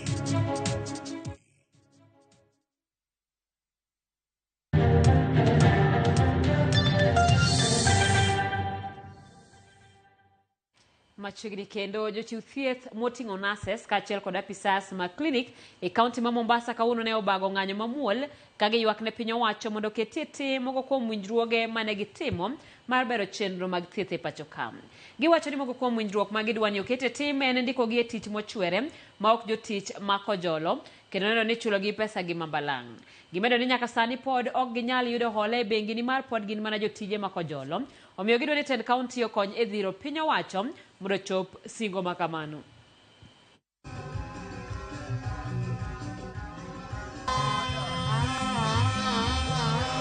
We have a mission, and our mission is conversion to permanent pensionable, payment of gratuity, and job registration. That is our bare minimum right now. If that is not done, we are not going to go back to work. We don't enjoy nursing and service allowance. We don't enjoy commute allowance. We don't have risk allowance, of which when you see all these people, they are really straining, but they can't offer these services because they are demotivated. Hakuna kitu wanaweza fanya sahi, but ni down tools, punda amechoka, and the only thing we can do is to leave these facilities for the government who has failed to act upon our cries. We can't even go for further training. We cannot get loans because when you go to seek maybe a loan, you want to develop yourself, the banks will always check whether you are employed in permanent and pensionable or you have enough security to guarantee their repayment of their loans. So we are disadvantaged as UHC staff, and our demand still remains that the government must act now. What we are calling upon the county government of Mombasa, Kilifi, and Taveta, Kwale is that they need to join hands together and push for absorption of these people into permanent and pensionable terms. Jolonyo weche mag dho mama onyiso luoro margi ni gilal mar dhok mar dhoudi mag oganda mopogore e pacho ka. E miere skunde kod kuonde tich dho mama neno ka gima rumo ka Kiswahili kod dho ombogo ema ithoro tigodo e loso. Jolony golo siem ni ponono oko ka ondamo mapiyo kaka nyalore e neno kaka iduogo dho mama to piny Kenya kidek wito chutho dhog oganda manyiso kido kod timbegi. Millicent Adhiambo miyo waler mathoth. E sama piny Kenya noriwore gi pinje mamoko e piny mangima, e dhialo odiechieng' mama, luoro koro nitie ni dho mama nyalo biro lal miro kaluwore ni thoth rawere pachoka sani orwako dho wagunda kod oswayo mayo dho mama kuonde ma giwuokie ma koro miyo jolony nyiso luoro margi ni ma nyalo biro miyo kido kod timbe mag oganda kidek lal nono. Giwacho ni nitiere dhok mo oinga par ma koro ikwano noselal. Tiyudo ka nyathi or ng'ama idwaro no nigi papers moyudo koago e college, lakini koro wacho dhok no, obed dholuo, obed Baloya, obed dho Kisii, iyudo ka gin gi chandruok. Ewi mano ne oyango ni midhiero kaka dak mag oganda e bombe, Kenya kind dhoudi mopogore kod weche somo ema osenyayo lal mar wacho dho mama. Sani koro king'iyo the youth, gin gi yo moro ni ji ok ohero nyuomore kabila achiel, wayudo ka waluongo ni the intermarriage. Koro ka gin e ot ka, lugha mar mama boluongo ni the mother tongue bedo matek. Buge mondiki mag dholuo inyalo yudo mana ni muma kende mondiki dholuo. Gik moko moluongo ni story books gi iyudo ka onge mondiki ang'o dholuo. Koro waneno ni as things are changing and in the 21st century, ka kwa make efforts my indigenous languages go manyo minyalo puonjgi go in a way to e kind rowere midhiero ma kama en gima adier ka ginyiso dwaro mondo familia oket mijing'o kaachiel kod duoko kit somo manyalo konyo e chiro dho mama. Kidhi institutions mopogore opogore, of course ok ginyal ero mondo nyithindo wach dholuo e school. Koro that miyo nyithindo lalo language mar mama, ok ginyal wacho dhok mowinjo bed ni giwacho as nyithindo mag grow up. Luo inapotea sana kwa sababu watoto wanapelekwa kwa mashule yenye the language is not accepted. Wana prefer Kiswahili ama English. Jonyuol bende oyeni gin gi ting' mar konyo e chiero dhowa. Jackton Odhiambo goyo machiemo e kinde machon mane dho mama ne nitie somo e skunde. Frederick Oginga wacho ni lokruok e kido kod timbe mag oganda en gima koro winjore rangi matut. Buge manogo gi dhok mar dholuo. Magik moko nwasomo gi dholuo kore ki translate doke e dho wagunda kata dho diero. Bende kati kendo mana jaluo tiketo nathi gi Kiswahili. Nathi kata kodhi dala kaka wuogi minu onge. Koro wane mwawito culture wa. Janyuol bende odhi oketo kiani danga wache ni rieko kata fuo ni ka nathi ne wacho Kiswahili gi Kizungu to ni koro nathi ng'ama lich en ode no en ot malich ne wache not miwache dhok mopogore gi dholuo. To ere gima koro negore tim mar chiero dho mama. Koro in janyuol kawo majukumu mar puonjo nyathini dhogi mondo ng'e dhoge komonde kapok ochako wuok oko kacha chaende. Ineno kaka chon e skunde moko machon ka jochon ne grow iketo kaka dholuo bedo language subject magiwacho e school. Mano ema maybe kinyakete sani be nyalo work. Seche molor school wanyalo kawo nyithindo gi to watero dala. En dala kucho en gi dagi en gi kwargi mok wach dholuo. Weyo tugi kwargi, weyo tugi dagi no nyalo timo ne ngero moko matin, wacho ne weche ka gi kacha. To ka gitimo kamano seche molor skul gidok, nyithindo gi okwanye dholuo achiel ariyo moko. Kata e kind midhiero makamage, mijing'o pod iketo mondo dho mama kik lal. Higani, kambi mar Royal Media Services ne oyangi kaka od fwambo moseketo maino e ting'o malodho mama kokalo e ute fwambo mawacho dho oganda jo Kenya mopogore magin godo. They have vernacular stations, and those vernacular stations have got audiences, and some of those audiences actually surpass some of the audiences that other stations have. Esama piny mangima ingo e odiochieng' dho mama, dwaro koro nitie mondo oganda mak motegno kido kod timbegi kapok kinde okalo madho mama olal mero. Millicent Adhiambo, Ramogi TV. Erokamano nya Millicent, asega penjorani kawa retire kata kawa tieko tich TV mar Ramogi kachiel koda Ramogi FM. Mano nyiso ni jotich manyalo wacho dholuo koro rumo kose nade. Apani ma en thuolo maparonwa mar mondo mi wapuonj nyithindo dhowa kaka chiel kuom rito kido kachiel koda timbe mag oganda luo. Odiochieng' ma kawuono teme mondo nyathini owache kata dholuo 2, 3 moko, to kochopo dwe mar 4, 8 ga 12 ter nyathi dala ogomba ka gidayo. Ka kamano wadhi nyime. Moyo familia 6,000 kar chula mar Rusinga e kar chungo bura ma Suba North ma kuom higni mathoth osebedo katiyo gi pige ma uchido mawuok e nam Lolwe. Koro yudo fungruok bang' piny owacho ma Ufaransa komakore gi sirikand kaunti ma Homa Bay yawayanga chenro mar pi. Chenro no ma okawo millions 999.5 ogere gweng' ma Kaswanga dhi konyo jopiny kaachiel kod skunde mantie alwora no. Jambete mar piny France e pachoka Arnaud Suguet kod gavana ma Homa Bay Gladys Wanga ne oyawayanga pigno magi wacho ni dhi reso jopiny ma osebedo katiyo gi pige ma oko thiedhi ma wuok e nam Lolwe ma bende osenyo ngimagi.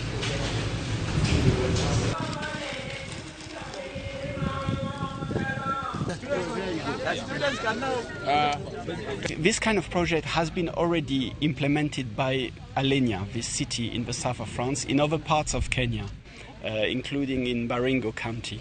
I think what makes it even more interesting here in Rusinga Island is that you have water from Lake Victoria, but that needs to be treated. So they added value in a way by adding an element of technology where you treat water that is then safe for drinking. So ndo wabiro yawayanga chenro mar pi e Kaswanga kae magolo pi e nam to tero pi loso treatment to pi dhi Kaswanga Girls, dhi Kaswanga Primary, dhi Wanyama Primary, Luanda Rombo gogola jaseme.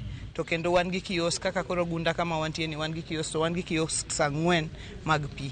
Project ni no olose gi partners mowuok France, Alenia City, county government ma Homa Bay be oketo omwom mar $1.5 mochako medo $1.3 koro $8.5 ma tero pi ogola jaseme to gi mar loso konyo gi loso. Joriembo dhi chuno mondo donj matut e ufukegi e kinde ma gitiyo gi apeyni ma pachoka kochakore dwe mar 5 higani kaluwore kod dwaro mar sirikal mar keto kuonde chudo e apaya madongo e pachoka. Jotelo migawo mar apaya wacho ni dwaro no ma idendo ni National Tolling Policy en gino mageto neno ni apeyni ma pachoka oyudo omenda moromo e loso kendo ritogi. Isaac Okech ni kod mathoth. Higa achiel kende bang' ka piny owacho ne olando dwaro margi mar keto chudo e apaya mamoko ma oganda osebedo katiyogo nono. Duol matayo weche apaya pachoka Kenha siro dwaro makama. Kenha wacho ni apaya ma pachoka chal margi iloso kinde ka kinde ka medruok lach margi mondo girom medruok kwan geche ma kwan gi dhi malo bende itimo. Kata kamano, nok mar omenda kod medruok gowi miyo piny owacho neno ni keto chudo e apaya en yo mar yudo omenda mabalang'. Osuru mago ma ichulo ne dongruok e migawo mar apaya gin kaka Road Maintenance Levy ne bero kod rito apaya, Railway Development Levy, Petroleum Development Levy, kaachiel kod Fuel Levy. Jotend duol mar Kenha to wacho nang'o ewi wachni. Most of our key corridors have exceeded their capacity. An example is Nairobi-Mombasa. The second one is example that our Waziri has put forth to us, Nairobi-Nakuru-Mao Summit. Many have spent nights in that particular corridor just because of its capacity. Bor mar apaya pachoka kwan nete romo kilomita 239,122 ka apaya moyangi en kilomita 1,164 966. Apaya ma ok oyangi en kilomita 74,155. Piny owacho lero ni gibiro dwaro omenda madirom trilion 5.2 e higni ma ohingo 10 mabiro mondo ber atamalo 69 mag apaya. A study that was undertaken on the economic impact on e-mobility on RMLF, that is in 2023, informs that the estimated annual maintenance needs for Kenyan current road network stands at 253 billion Kenya shillings, while the RMLF collection estimates for the financial year 2024-2025 is at 100 billion. That paints the sort of deficit that we have. Giesani, omenda mawuok e migao mar omenda kod mar road maintenance levy ema jolo dongruok mar apaya pachoka. Nok mar omenda miyo piny owacho manyo yore mamoko mag choko omenda. Chakre wuok tich juma mabiro, piny owacho dhi yango chenro mar yudo pach jopiny. And this is one of the initiatives we are taking today to ensure that the more commercial roads that have got heavy traffic can be built as a toll road so that we really ease and do more of the social obligations in terms of opening spaces that may not attract investors in the future. Dwaro makamaka okalo, lipodno ibiro go chapa giko mar dwe mar 4 e keto chude apeini madongo pachoka. Isaac Okech, Ramogi TV. Nakamwegocha kwa kao yueyo machiela nano kanyo ka jaro soja Chief Gor Mahia 01 wacho ni waneno Ramogi TV kawa wuok neno Rambe Starlet Ulinzi Complex wangi Gor Mahia third patron engineer Mike Musa Tiego Odhiamba Molo kodobote Woda Sembo watimo mosne anyuola Chebukati nyis Joko Galo ni warom Jumapil Dandora Stadium erokamana inya jaro soja Steven Otiwa mwalimu Bira wacho na Ramogi TV ler mokalo Sindoka Thiringinyi means thorough and proper. Steven Otiwa Otemarino asesomo Ramogi TV ler an ben ayuer jagem gongo moskum tho mar Chebukati erokamana inyanya kwa Ramogi waringwa dhi duka maten pod waduogo.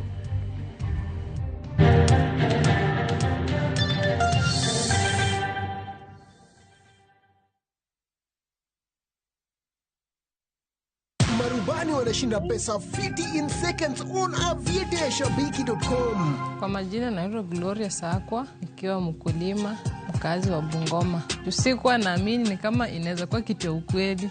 Huwa naona tu kwa TV, watu wakicheza, wakisema wameshinda, nikajaribu na 50 bob. Huwa natamani sana kufanya biashara. Kiwa nimepata hii pesa, nimejua sasa naenda kufanya biashara. Si mchezo ya wanaume, hata ukiwa mama utacheza na utashinda. Win millions in seconds. Cheza aviatashabiki.com. Not for persons under the age of 18.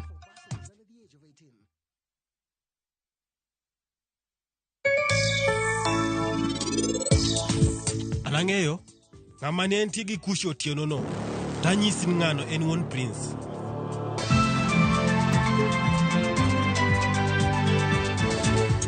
Introducing the Smarter Bundle. Dial *544# or visit My Airtel app. Airtel Smarter Bundle. Browse, chat, call. Airtel Money. Airtel, a reason to imagine.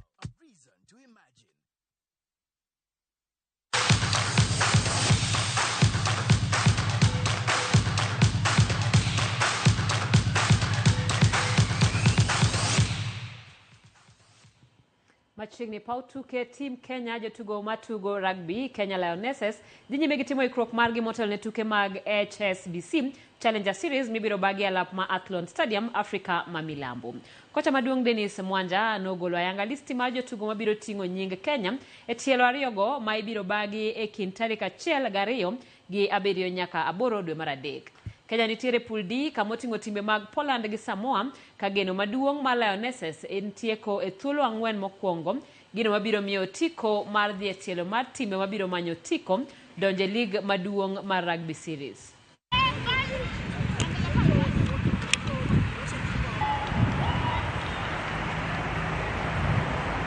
We'll take a game at a time. We are not ahead of ourselves when we say realistically we'll tackle Poland and then we look at Samoa. We already have their videos from how they played, also when we played them, and the last time we were here, when they were here, Samoa as well. Just polishing up on our strong points, which is mostly our speed, and also we also have quite a physical side because of the size compared to other teams. So we want to capitalize on it, and above all, be fresh for the tournament.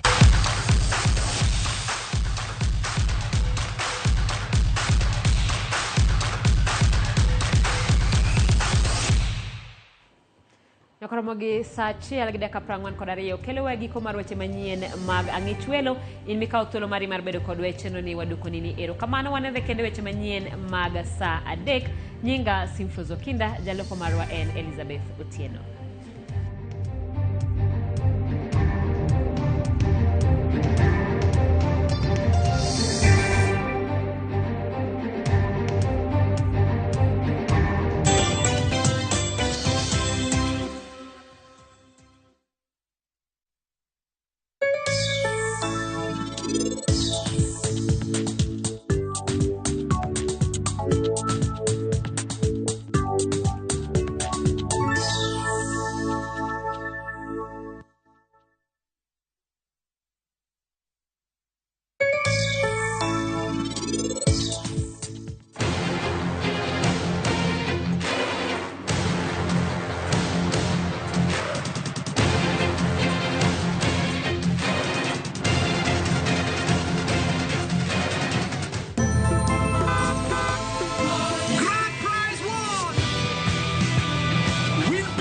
WRC Safari Rally 2025. Revisha and feel the roar. Nimeona ni rehema zako tu Baba, nimetambua ni huruma zako tu Baba, nimeona ni rehema zako tu Baba, nimetambua. Naitwa Victoria Naza. Kupata wimbo huu kama sikiza tune yako bonyeza *811*381#. Kumbuka sikiza na Citizen nyumbani kwa wasanii wote.